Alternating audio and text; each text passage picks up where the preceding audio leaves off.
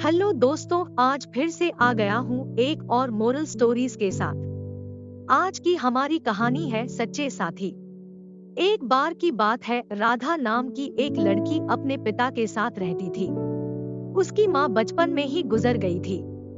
वह अपने घर का काम करती, फिर कॉलेज जाती थी। कॉलेज जाते समय वह रोज रास्ते में एक जगह पक्षियों को दाना डालती थी।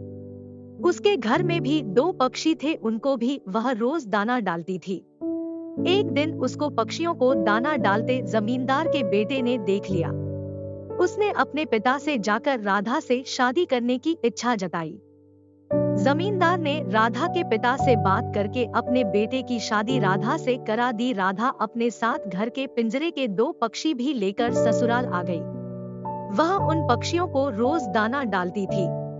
राधा की सास को यह बिल्कुल भी पसंद नहीं था। वह उन पक्षियों को परेशान करती थी। वह उनका दाना पानी जमीन में फेंक देती थी। एक दिन राधा की सास ने पक्षियों का पिंजरा ही जमीन पर फेंक दिया। उसे यह करते हुए राधा ने देख लिया। राधा ने मना किया तो उसकी सास ने राधा को ही डांट दिया। इन सब बातों से राधा परेशान रहने लगी।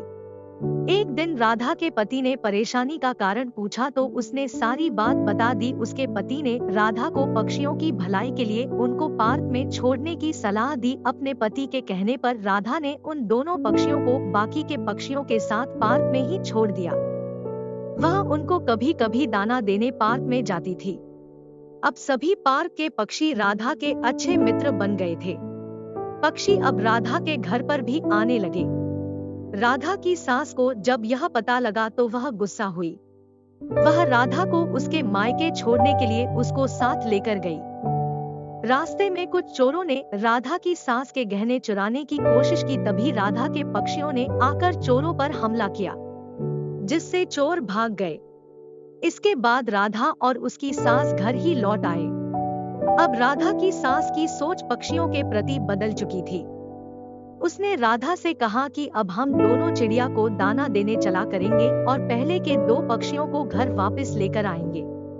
यह बात सुनकर राधा बहुत खुश हुई। मोरल ऑफ द स्टोरी, इस कहानी से हमें यह सीख मिलती है कि हमें जानवरों से अच्छा व्यवहार करना चाहिए।